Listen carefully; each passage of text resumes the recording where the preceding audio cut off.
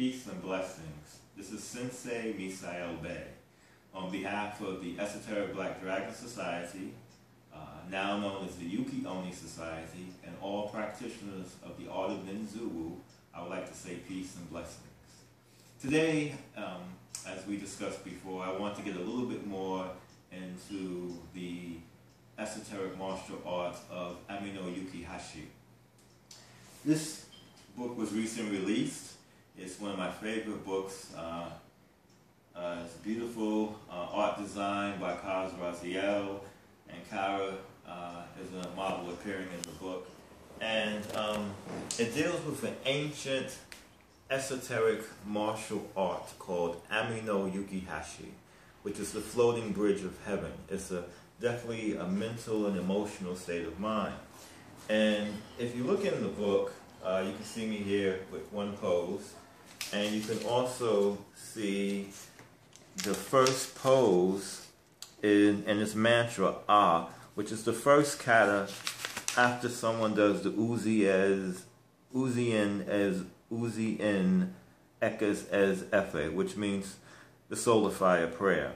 So we're moving from this position into this position. It looks very easy, but you'll see. Actually, each position is the movement of the hiragana letters and how they're drawn and designed. So the ultimate outcome of someone who studies the system, besides its esoteric value, which is the greatest value, is that they can look at any hiragana letter and be able to go into any sort of form from it. It's a very smooth, sensual position. There are 9 Vastu letters. And for each Vastu letter, that averages about 5 hiragana to every Vastu letter. I also want to show something else that I think our viewers will find interesting in regards to this, which is one symbol of Yuki-Onna, but we may have to discuss that in another discussion. We may have to discuss that in another discussion. But here it is. It's the sign of Ame-no-Ukihashi Himi no Mikoto. And as you can see, the spiral represents the perspective Vastu letter. And each corner, there's a hiragana letter. And that's how it works, you know.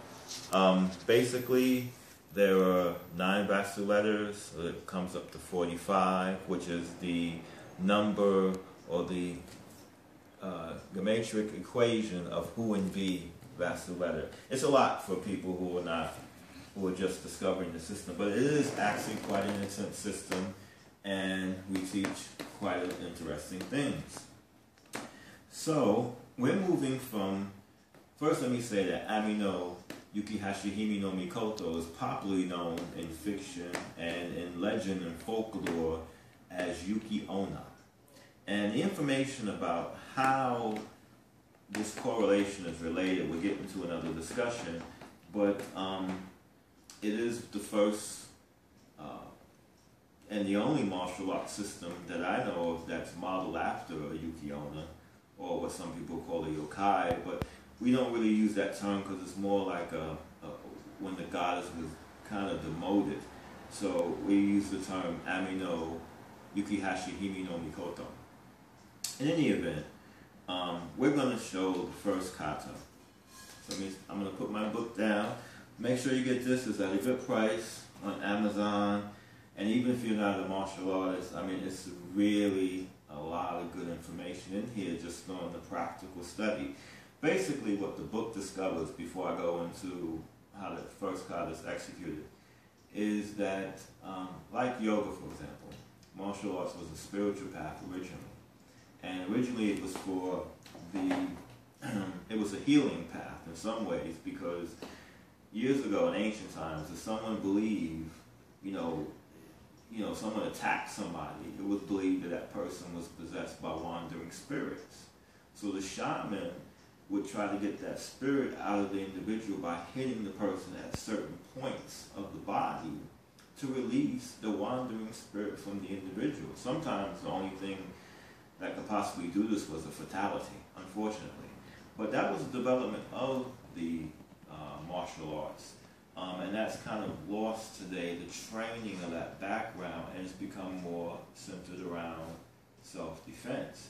But in its original context, a person would study prayer, meditation, all these different things before even learning how to do the first kata. It was, in some regards. So the book gets into that, and also gets into some other histories that you'll find interesting about the Yuki-Onna and different things of that nature. And there's a lot of good parables and stories in it and so forth. So I think you'll find that really enjoyable. Okay, so the first kata, one begins with the solar fire prayer. First, you'll clap your hands 3 times.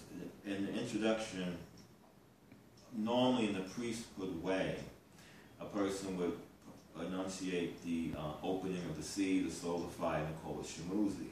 But in martial art training purposes of the Ame-no-Ukihashi system, you would just clap your hands 3 times, say Johuta, which is the song of purification, which is what the name means, and then you would go into the solar fire, and then you would just say a slight prayer, and then you would begin, the kata, the dance. So we're just going to go into the first movement so I could just explain some of the depth of the exercise. Okay, so you clap your hands 3 times. Johuta, Johuta, Johuta.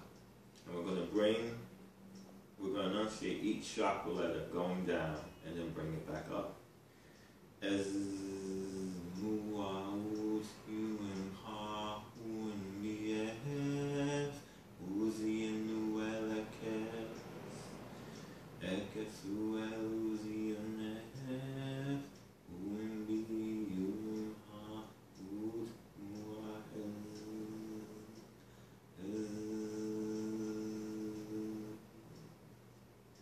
the last time I pronounced it, the as symbol, the Z symbol as we call it forwardly, I imagine light all around me. After that, I will move into the first letter. Take a deep breath. Move the arms. Now switch the feet. That's the first kata.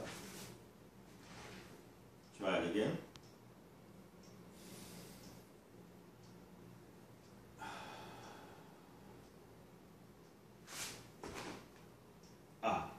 First kata. And what that kata is for, if you don't mind, I'm going to stand up for a second, Mr. Cameraman, is it trains the person why they keep their head straight forward. Just in case someone, they can feel the energy coming in and stop. It's very simple. Just stop. That's all. Just stop. Very simple. And that is the first kata, transitioning from the from the solar fire to the Ame-no-Ukihashi, and keep it rolling. But that is how we transition from the solar fire prayer into the dance that we call Ame-no-Ukihashi, and that is the first kata. And hopefully we'll continue this series, we'll continue on, and we'll have a lot more educational things for you. Just want to give thanks for all those who are members of the Shrine of Ninzuwu, where we teach several things. We teach the solar fire, we teach initiation to Ryujin Shinko, which is the ancient form of Shinto, the dragon god Kami faith.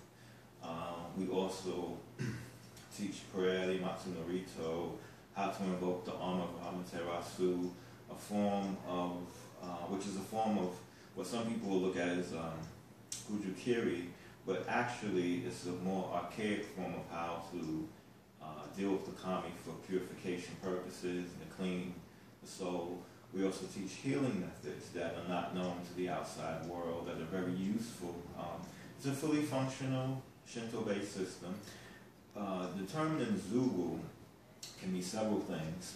One meaning that it has as magicians of the Yi Jing, because we do learn how to employ the energies of the hexagram, but also it deals a lot with ancestral faith.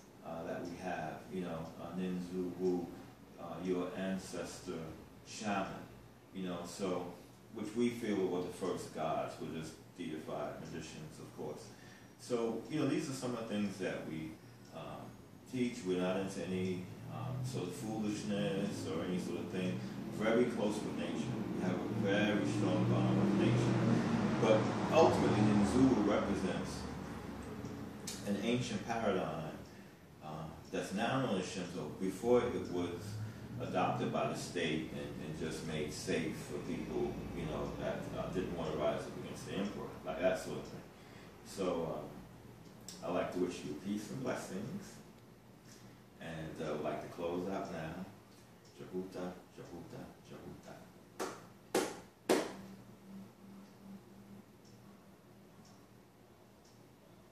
This is Sensei Bay signing off. Wish you a good night, and stop by and see us. You can stop by the Ninzuwu blog page. You can research and Google it, or you can stop by our website. Just go into Google, type in Ninzuwu. We have a lot of beautiful material, beautiful books, a lot of beautiful people of all different walks of life who are learning Shinto. Ninzuwu will take Shinto to the entire world. Have a great day.